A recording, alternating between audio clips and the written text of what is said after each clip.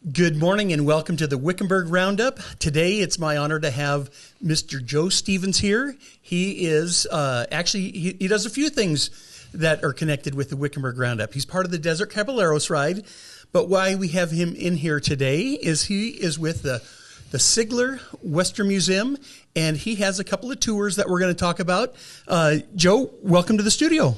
Thank you, Richard, and thanks for having me. Yeah, it's an honor. I actually got to go on the tour Where the Past Lives, and just in the short bit, I'm going to have Joe talk about it a lot, but it shows a lot of the old mines that were in the area, and that's probably one of the reasons that Wickenburg got populated was first because of gold and Henry Wickenburg. Is that correct? That's exactly correct. Okay, so the tours are called Outside the Walls Adventure Tours, and the money that is raised benefits the local children's education programs for the museum. That is awesome. I've been involved a little with that in the past, and I did an auction for them. Yep.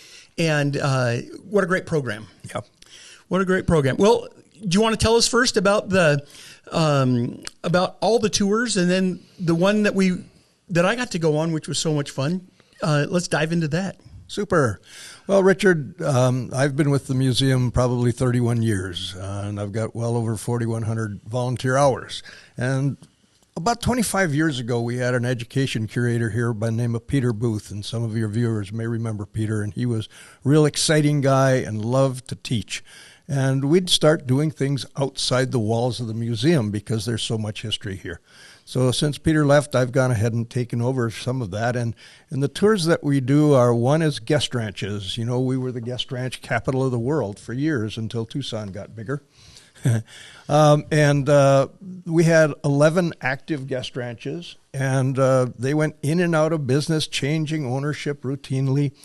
But we're able to visit many of those sites. 3 are still active, and we get to go in and check out the rooms and check out the dining areas. And it's really neat because, you know, if folks have visitors come, they like to see another option for where those people can stay. And so it's good for that. And we end up having lunch at Rancho de los Caballeros, which is always a treat. Absolutely. So that's one, and we do that at least twice a year, depending on the volume of people that want to come. Another one we do is I call ghost towns and cemeteries, because, you know, most towns that were founded on mining, regardless of what kind of mining, are ghost towns today. But Wickenburg is not that way. We were founded on mining, but we have continued to reinvest and reinvigorate ourselves from agriculture to tourism to being a roadway hub for many years. And so this town continues to reinvigorate itself. And so going to other places in the area that no longer do exist is kind of fun. And we can't get to Old Weaverville because the miners have it blocked off, but we do get to Octave, the Octave Cemetery. We then go to Stanton and talk about Mr. Stanton and view the hotel and the opera house that's there. It's really cool.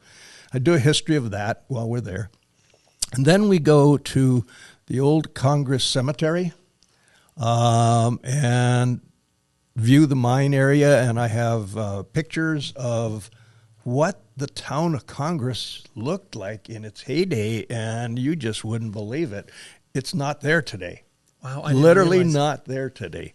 Is it close to where where it is now? Is it close? No, it's up Ghost Town Road all the way to the mine. Oh my goodness, I did not realize that. Where it is today didn't exist as Congress. Okay. Now Congress Junction did exist, and that's basically just south of where 71 hits 89 the highways, because that was where the spur went from the main line up to the mine. Okay. And I got the fortune of touring the Congress mine itself here 2 weeks ago, and there's a lot more there than my pictures show, and I've got some more research to do on that one. Very cool. It's cool. And from there, we'd have lunch, and then we end up here in Wickenburg at the Garcia family cemetery, because there's some real interesting history in that cemetery.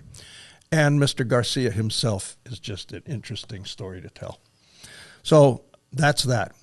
I used to do a tour to Baghdad, and unfortunately, a few years back, the mine shut that tour off. But we're in negotiations with them again, or talks with them again, and I think maybe by the end of next summer, we may be able to do that tour again. And what's really neat is we tour the mine itself, and then we go to a local restaurant, and I've got a history of Baghdad that's really fun and explains the whole story of the town.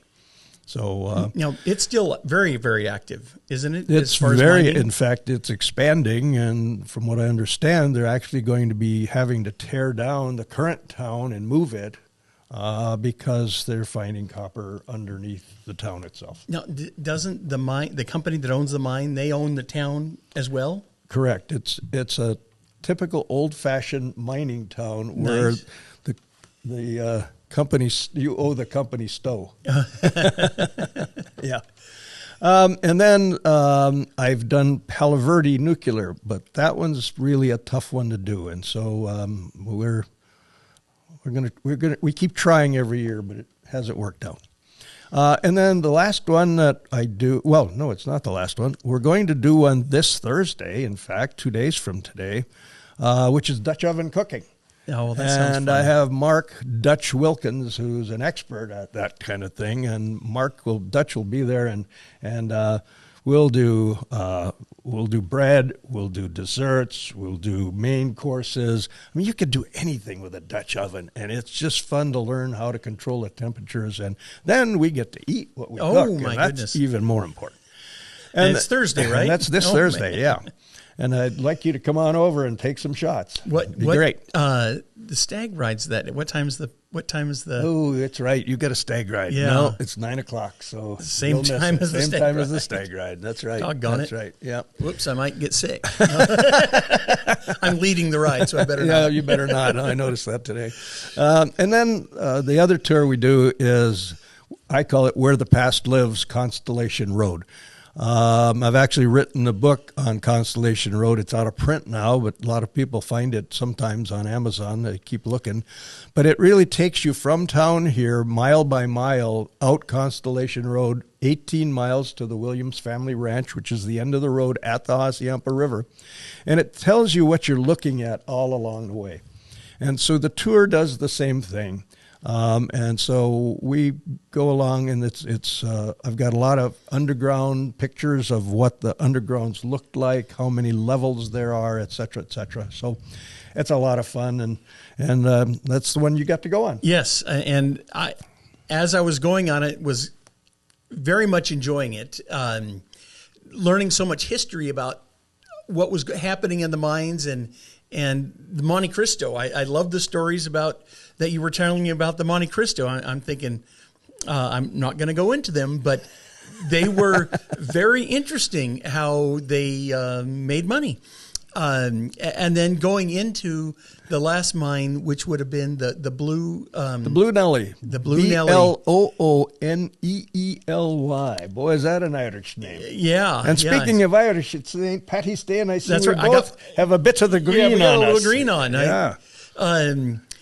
But I was so surprised. I mean, you look at the stone that they're cutting through. I mean, we have tools that probably do a better job now, but they had to work so hard to get the gold out. I mean, it was not it was not for the weak. No, and even placer mining today is not for the weak, and that's not having to dig through. Right. Yep. So let's tell more about that, because the two mines that were close to Williams Ranch, or actually it was one, and then we went into the one mine that filled up. The Gold Bar mine, yes, which is about 15 miles out. And prior to getting to it, after you leave the Monte Cristo, you go up a ridge line, and the view from there to the north and toward Wickenburg is just spectacular. It is. I always say I think John Wayne should be coming riding up at any second. But we drop down that hill, and on your left you'll see a head frame, which is what they would use to raise the skip or the cage up and down to bring the men up and down, or the ore or the waste rock up and down. And you'll see that head frame, and that's the number 2 shaft, and it goes down 735 feet. To the right of that, and there's no head frame, and so unless you know where to point to it, you can't see the number 1 shaft, and it goes down 325 feet. And then below that, in the creek bottom, is where they first found the ore. And that's a big hole, and it's had some cave-ins, as you were able to see. And in fact, it even has a center column that was purposefully left to support the roof. And that we call the glory hole, because that's what they called it when they found something worthwhile.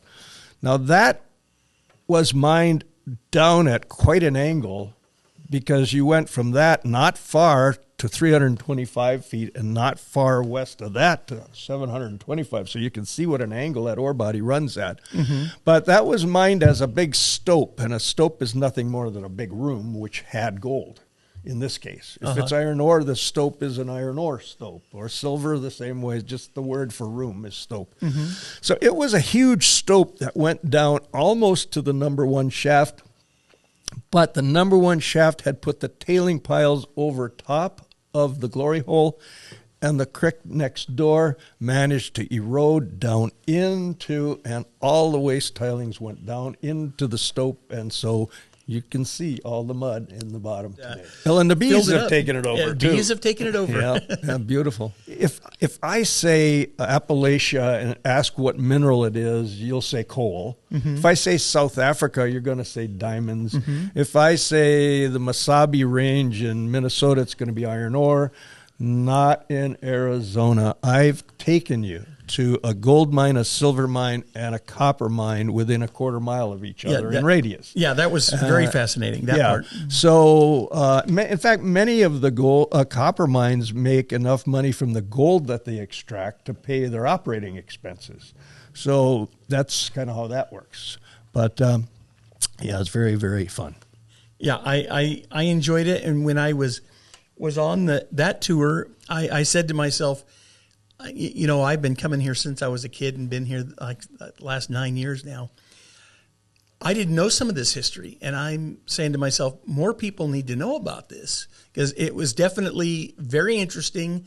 I mean, everywhere we went just got more and more interesting, and then the stories at all of them is something that I think people should really, you know, spend a little time. I mean, I wasn't sure you only do that usually just once a year. That one's usually once a year. Wow. Yeah. You would think a lot of people would want to go on that. I'd even go on that one again. Oh, yeah. I enjoyed it. Yeah, I love to do it. And one of the other things I do, some people may have known Dana Burden, but Dana grew up on Remuda Ranch when it was the guest ranch, prior to Lost Cab even. And Dana, I say, knew every rock between here and Prescott. But Dana and I would go out there routinely, and it was just a lot of fun. But his mother, Sophie Burden, never let the truth get in the good way of a good story. And she loved to make up stories for her guests at the ranch. And so how did Calamity Wash get its name? That's one question. The Great Lion Hunt is another interesting story. How did Precious Peak get its name? All of those things are part of that repertoire of where the Remuda Ranch folks rode and the stories that Sophie would tell. And we tell all those. Nice. Yeah. They were fun, definitely fun to hear. Okay. Well, you know, if you need information or would like some information about that, where can somebody go to get information to go on a tour for like next season? Yep, the tours after Thursday were done, unless a group of people want to get together and get to the museum, and we'll set up a tour for you, and I'd be happy to do it. You go online to Sigler Western Museum. I almost said the old name, Desert Caballeros Western Museum, but the Sigler Western Museum. Go online and or just call the museum itself, and they can help set you up. Yeah, definitely a must-do if you're spending any time in town. because there's a lot of people looking for things to do in town. Get a hold of the museum. Definitely worth spending the day, at least on that one. And I think the guest ranches would be just as much fun as the cemeteries. I think all of the above. They're a lot of fun. I'm sure. I'm sure they're a lot of fun. Old West history doesn't ever get boring, at least not to me. Not to me either, that's for sure. Nice. Yeah. Nice. Well, again, if you like what you hear, give us a like, share us with your friends. If you have comments, let us know. We'd love to answer for you. And Joe, thank you for coming in. Thank you, Richard. Appreciate it. Yeah, it was a lot of fun. It's really fun when I can go out and in the field and go see things that I didn't know about. And Joe did that, and I definitely recommend. It's a 10 out of 10. Bring a 4-wheel drive, though, or ride with somebody. We did ride sharing, and I got to know the guy, Mike, that he drove, and it was fun. Yeah. It was a lot of fun. So please join us on that and for the next Wickenburg Roundup. And until next time, we'll see you soon. See you soon.